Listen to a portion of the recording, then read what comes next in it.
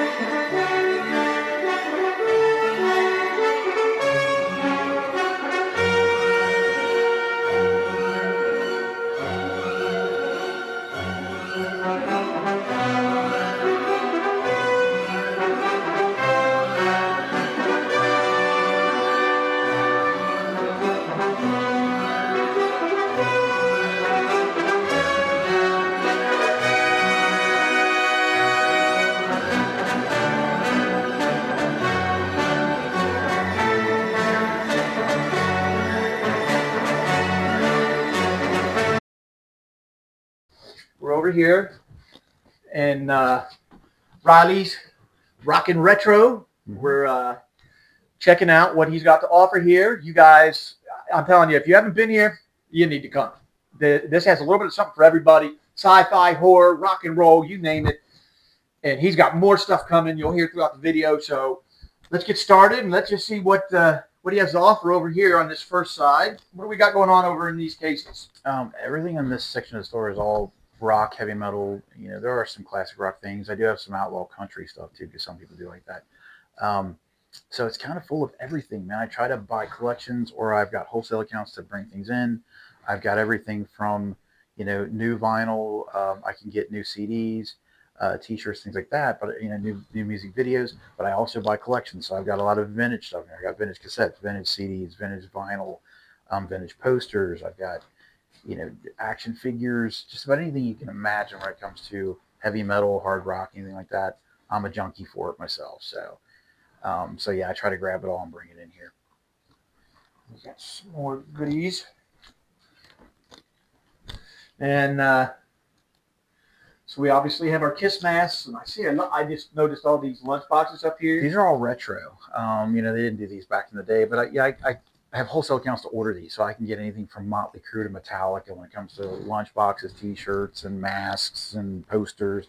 I mean, there's just so much things I can get in here. As of right now, I have 16 wholesale accounts, and I can pretty much order in about anything you'd want if you don't see it in the store.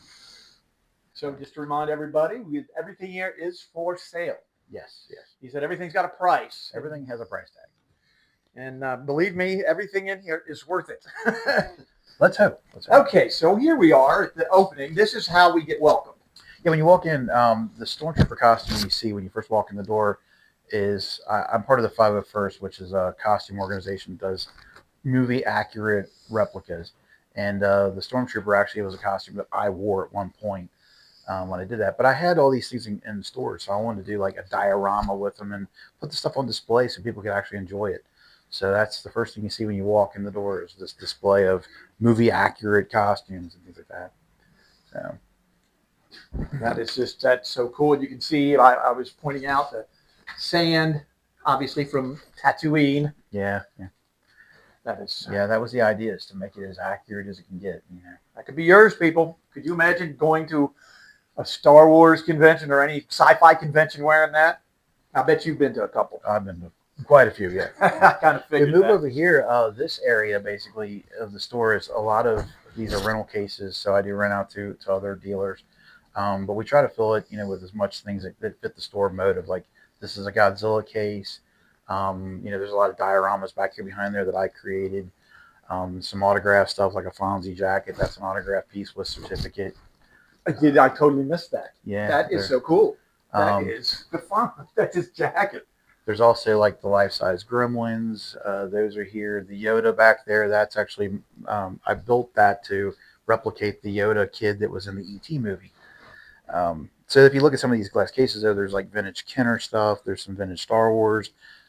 Just some. It's a hodgepodge of just different things that fit the motif of the store. So Yeah, and I like what you've done with the Gremlins here. mm-hmm.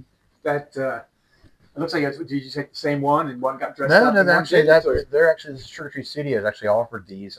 They're out of stock now. I don't know if they're going to offer them anymore, but these are some that I actually ordered in. Next to that are some movie posters. So like down here, I had a few months back. I had the Caesar family. They were in the Nightmare on Elm Street movie. They were little jump rope girls, and their dad was Freddy Krueger when he was on fire. So I had them sign some pieces. Their dad also was the stunt double for the Scream, the Ghostface and Scream. So he signed that poster for me. But then we've got one sheets from Halloween. Those are original one sheet poster there. Then you move over from that. Then you got the life size Michael Keaton Batman, which is for sale. It's a replica, but it is pretty damn close. It's nice.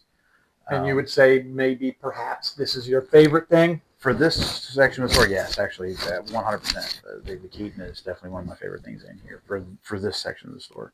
Now, I want to ask you one question about this Fonz jacket. Okay. When is this from? Do you know what era? This will be the 80s, from what I read about it. The studio offered these. You could buy these. They were like a limited edition, and it actually has on the inside tag of the neck, actually does, it's numbered, goes with the authenticity sheet. And it does say it's from the studio. It's not one he wore on the show, but it's actually brown. Yeah, well, that's brown too. Actually, if you look at it. Oh, see, I was thinking it was black, but now it's hard to see. Brown. Okay, yep. So what they did is they replicated the jacket, and then Henry Winkler signed them. Mea culpa. I thought it would look black from here. Yeah, you could actually buy them, and this is one of those pieces. So they're rare. They're very rare. That's cool. Yeah, such a cool piece. But moving on, so I do, there's some bicycles, things like that. I do love that era, that 80s. And these are retro, so this is a throwback to the 80s era. More dioramas over here, the Star Wars diorama and things like that. It just kind of, it flows. The idea is to have sections of the store just flow into the next. And obviously, these are all things you grew up with loving. I mean, this is stuff, this is your passion. Yeah. Aside from music, of course. This store is 100% things I love, everything about it, so. That's awesome, man. You hear that, guy? Go after your dreams. Mm-hmm. And stop by here first. Yeah. Yeah, when we move over to this area, this is the Star Wars area, and like these are dioramas I created.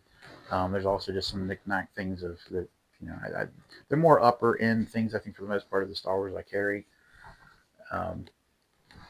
Let me ask, is this supposed to represent the stormtroopers that burned Luke's aunt and uncle? No, that's actually from the Mandalorian series. Oh. And there's a scene in that where they actually tried to, they lit this building on fire. See, I don't have Disney, so I haven't watched the Mandalorian. Anybody's seen that, they'll know that stormtrooper and know that scene for sure. Gotcha. It just reminded me of Beru and Uncle Beru and Owen Lars.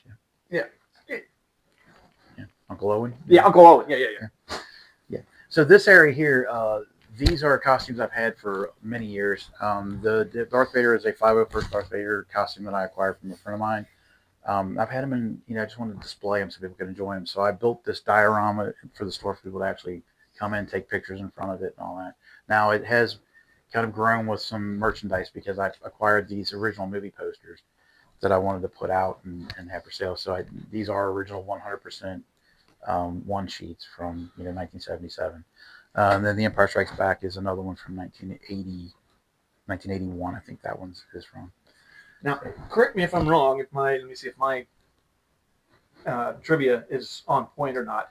When they did the original Star Wars photo picture for the thing, they didn't know what they looked like. No, they did not. That's what that was. That was completely created and then. Yeah, so basically you're looking at this thinking, ooh, but honestly, that they had no idea. Never looked like Luke. They had no idea. He's a nerf herder, so yeah, he's had no idea. But I also with this area, so I got this whole case. This is all vintage Star Wars. I've been doing this for about 30 years with the vintage Star Wars stuff, and so I do try to carry some of that in the store as well.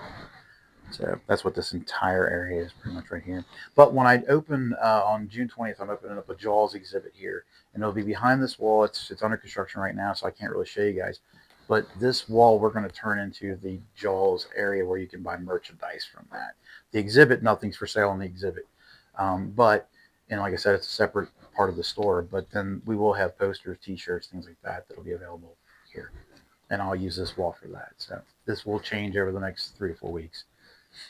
And if I'm looking, I don't have to ask because I know that's got to be one of your favorites over here. Mm-hmm. Is there anything that kind of catches you? Well, I think the whole concept of this area is cool because you have accurate movie costumes, but you also have the ability to take a picture with it. But then, like I said, I'm filling this case with some higher upper end rare Star Wars pieces too that are from the vintage stuff. So it's kind of neat to be able to see both in one place. Yeah, it is actually. It's really cool. I had that one, that one, that one, that one. Oh, never mind. It'll take too long to tell you which ones I had.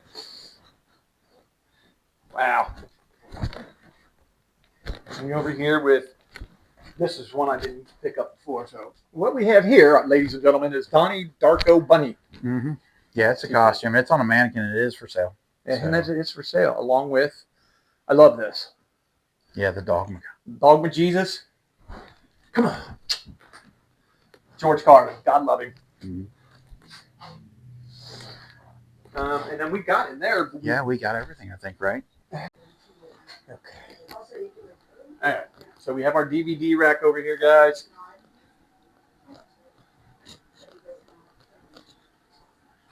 And just to let you know, I have literally about 3,000 more DVDs and Blu-rays in stock in the back, so I can pull from that catalog as well if you don't see anything here. I see some Blu-rays down here.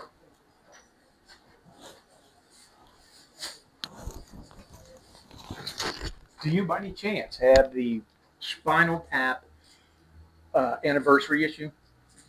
If I did, it would be in the case. I did have, it must have sold. I've got it on VHS right now, but I did have the anniversaries, and I've also had, there's tons of Spinal Tap stuff I've had over the past 6 months. And let's just look over here now. We got, obviously, we have some stuff from Stranger Things.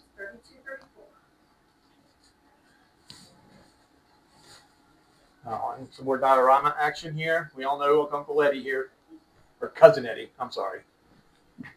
It was Uncle Eddie to somebody. Sure. Wow. All right, I see several dioramas. Which one is your favorite here? Oh, mine are this. Right Obviously, the Cousin. Right here. There you go. Yeah, that guy. So yeah, it's Say hello for the camera. He says hello. Definitely the Cousin Eddie. He's my favorite. That is absolutely really cool. Now, how did you get the doll? I scratch built him from the ground up. I actually found that head sculpt. It's believe it or not, it's a German soldier, and it looks so much like him. I just put the cigar in his mouth and the hat on. Like, there's your Cousin Eddie, 100%. That absolutely is. That is so cool. You ever Ghostbusters will be able people? And of course, this I love Spinal Tap. I'm a huge Spinal Tap fan. Back when they first came out, I believe they were real.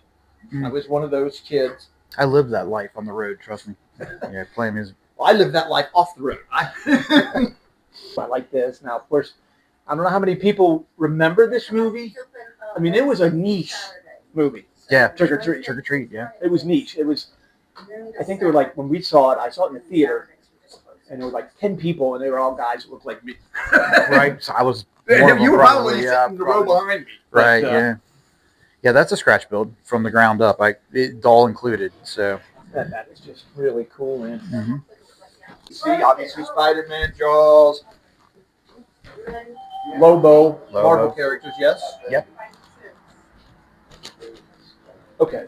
I did not care for that movie. For the Tonto movie? Well, yeah. I mean, I like Johnny Depp. He was funny in it, but yeah. But is that the spirit you want? I mean, I get that that could have been a good movie if he was not Tonto, if he was just playing a character, but he was playing Tonto, and I grew up watching that stuff, man, and Tonto wasn't a goofball. Right. So, but it's still good. Right there. Wow, yeah. And then, of course, we see the Jaws here. We go back to what we were talking about, the Jaws experience coming here. Yeah, there's a ton more of this kind of stuff coming, that as far as what you can buy while the exhibit's going on here. You're going to need a bigger display case. I'm going to need a bigger display case. And a bigger boat. And a bigger boat. A little bit back here, we can see you got your Ghostbusters, Mr. Stay Puft, with Bert, which I like even better, and Slimer from Ghostbusters. So let's talk about that. The Let's do that. Slimer is a custom piece. I took the Trick or Treat Studios mask and completely revamped it, re-airbrushed it, made it glow in the dark, and then added the hands and all that to make it a wall piece. So that's 100%, using the original Trick or Treat Studios mask and made a wall piece out of it. That is so cool. The ET was one of the NECA ETs that I completely customized. I shrunk the neck down, did a complete repaint on it, added the eyelids, and then tried to find all of the accurate pieces that were used in the movie to make a diorama out of that. So that is actually more accurate to the movie.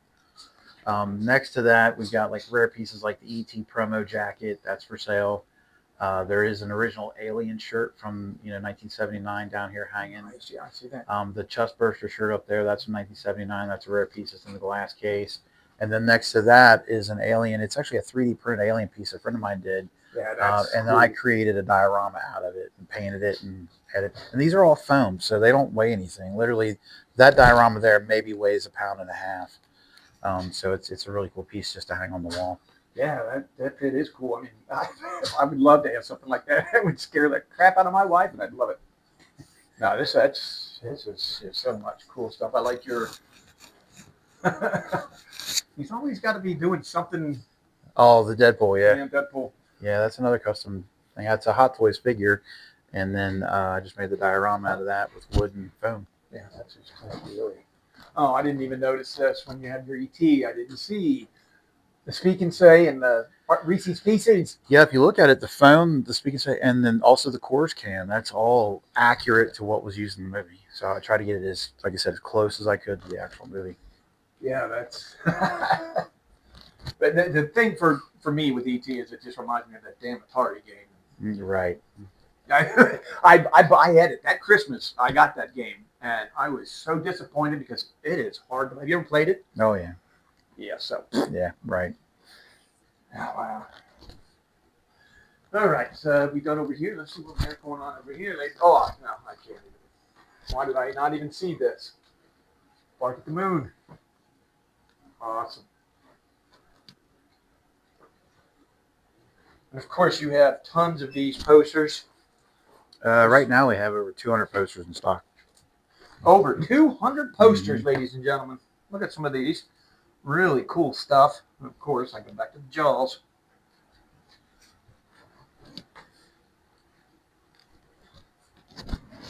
And we got some more merchandise, of course. You got to have the merch. Ooh, I like some Iron Maiden. What do we have here? Those are Iron Maiden puzzles, believe it or not. Iron Maiden puzzles. Mm-hmm. Wow. Kiss. Tons of Kiss. It's pretty much heavy metal heaven over here. So. Yeah, that's what drew me. That's the first thing. The reason I found this place is because I was looking for some place to buy like T-shirts and jeans. I needed some place, but I don't like to go to regular stores. I like to, well, we don't have any place like really good around here. Mm-hmm. Warren Star, I order that stuff. But when I was looking, I found this, and they said rock and roll clothing, which obviously because of the T-shirts. Yeah. That's why I came here, and I'm so glad I did. Nice. Is this a puzzle too? A Slayer puzzle? Yeah, I have Slayer, Metallica, Suicidal Tendencies, all that stuff's all puzzles. Now this one's yellow, so that tells me They're old. it's old. Mm-hmm. Specifically, That's a complete set of 4. Yeah. Wow. And of course, I see Aerosmith here. That's the band that drew me into rock and roll before heavy metal was Aerosmith. Nice. It was Joe Perry and of course, it wouldn't be the Axemen if we didn't have Guitars, right?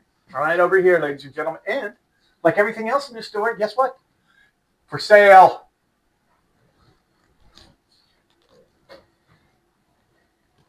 Yeah, a couple things we can talk about. So this is a guitar that I put together. I actually used this in a music video I did about 5 years ago with a band called Stitch Pig Revival. So this actually had some footage in the video. And it is a scratch built using a Jackson body and a Warmoth neck. But I actually put it together. It plays great, but I can't keep them all. So, yeah, I know. And what about is that a paint job or is it's that an a actual sticker? paint job, believe it or not. No kidding. Yeah, that's a paint job. So, and it's quality. How did you get? I didn't do the paint job. I actually Oh. bought this body second hand from somebody, but it was already done. But it was beautiful, so I decided to make a guitar out of it. And then this one here, the mirror one's one I did a tour with it and used it on the road a few times, and it's a great guitar. That guitar might not be here, people. Yeah, I think you got your name on that one. Maybe. So, So we got Next Jackson. Now Yeah. these aren't the only ones, right? no. Right now, I think there's about 10 guitars here in stock, but I've got another couple dozen to bring in at some point. Yeah, that's a USA Ibanez. There's older Jacksons back there. There's definitely some vintage stuff in here. Beautiful. Yeah, the white one is a 1992 Jackson. Okay. So, and ladies and gentlemen, as you may know or may not know, I don't know, but this is Riley the Axeman. So he's got records out. Now I sound old when I say records out, but you know what I mean. Well, we've been doing it a long time, so. So, how long you've been doing it? How long have you been playing? It's probably 38 years now. 38 years of playing. I would say probably 35 of that has been professional. So with touring and the whole 9 yards. So yeah. And right now I'm signed with my distribution is under Universal Music, so they're distributing all my music out there now. I did this album. We back up a little bit. I don't know if you got the guitar on the wall. There's a guitar on the wall behind the counter here. I did this album here, the Stitch Pig Revival album. And on that album was Gary Jeffries from the band Asphalt Ballet. He sang on that album with me. So we released that album about 6 years ago. It did pretty well. It's worldwide, but that it kind of fell apart. So I decided to do my own thing, and I decided to do the Axeman Unleashed album. So we started that project 5 years ago. I had all this material I wrote, and it got a lot of stars on it. I had Steve Feldman from Iron Butterfly, the 1989 version of Iron Butterfly. He came to Cincinnati, and we started writing some material together. I got Tony Franklin from The Firm playing bass on it. Scott Page from Pink Floyd is playing saxophone on one of the songs. And then my buddy Claudio Bergerman actually designed the album cover. He did the Judas Priest Firepower album cover. So, and then, the guys on the album with me, Greg Sloan's a dear friend of mine. He played drums, and Justin Sims is my rhythm guitar player. So he's been with me this whole time. So it's been one of those things that it's an uphill battle as usual, but over the past few years, we did the album, we released it, we got signed a deal first with Rock Solid Talent Entertainment, and then that spawned us a Sony distribution deal. So we put the album out worldwide with that. Landed me several magazines. I've been in Guitar World magazine several times and such. I think right now we're at 11 different magazines and things we've been in to promote this thing. And was 2 years ago, I got a phone call asking me if I wanted to host a show on Ozzy's Boneyard. So Nice. I hosted a half-hour show on there, and we actually did a cover of Diary Madman, the Ozzy song, and that was added to rotation on there. So I played it. So for me to actually add one of my songs to Ozzy's Boneyard was just amazing. Now, if I'm understanding correctly, part of your background was you were in a Ozzy band, a tribute band? I did an Ozzy tribute band back from 1996 to around 2000. It was that 4-year interim I did that. That was with Michael Law. It was the Mr. Crowley band in the 90s. There's a Mr. Crowley out there touring now. It's none of the same guys. It's all. No. But Michael Law was the only Ozzy performer who was actually given permission to do it by Ozzy and Sharon Osbourne. And he was as close as you can get to Ozzy at the time. Even the tattoos were real that he did. So we did that for 4 years, traveled the country doing that. And so I've always been an Ozzy fan, a huge Randy Rhoads fan. So then let me see if I can appeal to some Cincinnati fans. Were you born in Cincinnati? Are you born? from I was area? actually born in Northern Kentucky. So yeah, I've been raised here. So greater Cincinnati. Yeah, greater Cincinnati. We'll accept that. Yeah. Kentucky. Spent a lot of time in Cincinnati because playing music over here and stuff.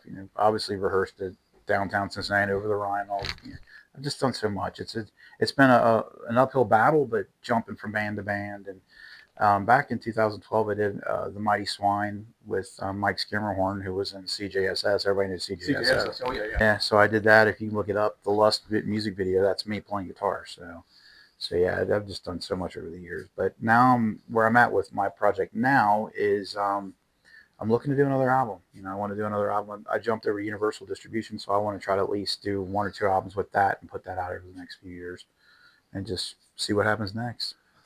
That's awesome. Is there anything you would like to add? Anything you would just like to? Well, if anybody's interested in that stuff, check the website out. It's joerileysmusic.com. But also we have, you know, CDs and T-shirts and all that stuff here if you want to swing by and check it out.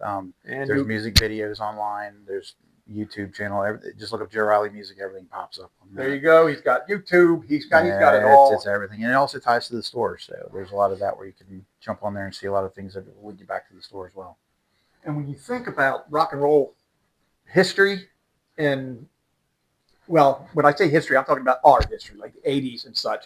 You don't really think of Cincinnati like, hey, Cincinnati. But Cincinnati actually had a pretty vibrant metal scene back, I want to say right around the mid-90s, right before, you know, Nirvana pretty much killed everybody. Yeah, it was huge. It's still got a scene, but through the 80s and 90s, Cincinnati was kind of the underground that people didn't know about.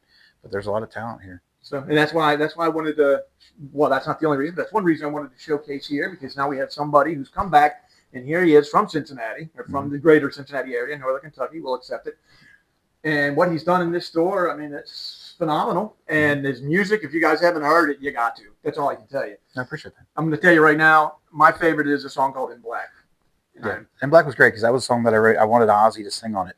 And the reason, and that's what I wanted to ask you, because the vocals on it, I heard in the vocals, it did sound like you used some kind of an effect that I hear on an Ozzy album. Well, it's a doubler is what it is. It's a doubler. And when I did that song, I actually did a demo of it. And my wife and I, Vicky, we went out to California and met Randy Rhoads' family, Kathy and his brother Kelly. And I talked to Kathy about it. She's the one that told me not to submit it to Ozzy. She said, you do it yourself, since she heard the demo and thought, you should do it.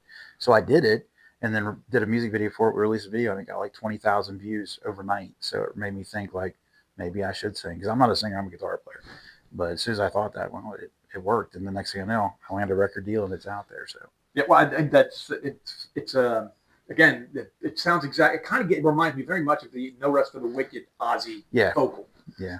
Maybe well, when I wrote it, I actually thought Ozzy. That's why I sang. I sang the demo like that. Yeah. I got that vibe right away. Yeah, and people ask me too, like, did you sing in the Ozzy tribute? Like, no, I played guitar 100% in that. I was the Zakk Wylde, Randy Rhoads, and that thing with the long hair. But like vocally, I guess I've been influenced by it enough that I sound a lot like when I sing, but not meaning to. I just do. So, gotcha. Yeah. So anyway, that's Joe's shop here. So Riley's Rock and Retro. Retro and rock and retro. And now I'm talking like an idiot, so we're not going to reuse this. Hey, it's 5984 Cheviot Rd, Cincinnati, Ohio. That's what you're looking for. Riley's Rock and Retro. You guys got to check it out. What are your hours?